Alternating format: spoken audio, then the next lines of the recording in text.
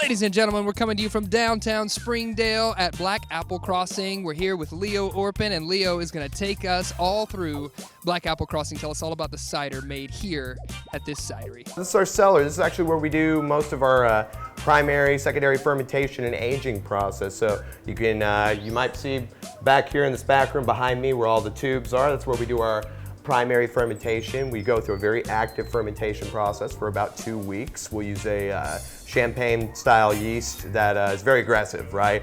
And after 2 weeks, through a series of pumps, we will take it from that room to this back room that you can kind of see all behind me. This is all secondary fermentation. This is where we get it off that yeast cake and allow it to age for a few months. You know, the aging process for cider, as far as getting it done from the beginning of the batch to the finished product, it's not quite as long as wine, but it's not quite as short as beer. We got it down to about a 3-4 month process.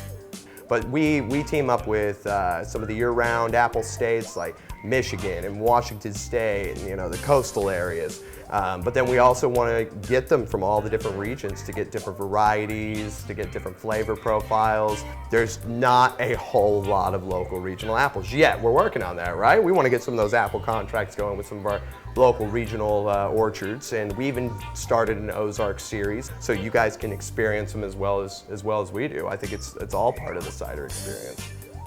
So this is the production area, okay? So this is where most of the magic happens.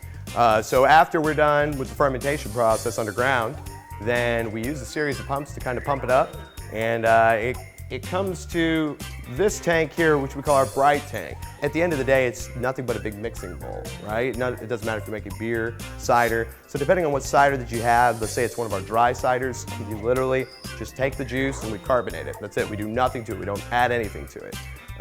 If it's one of our semi-sweet ciders, we will back sweeten it in here. If it's a hoppy cider, we'll throw whole cone hops in here. If it's a spice cider, we'll throw spices in here. Just whatever it is, we will mix it here. Cider's such a cool drink because it's kind of a hybrid of both beer and wine.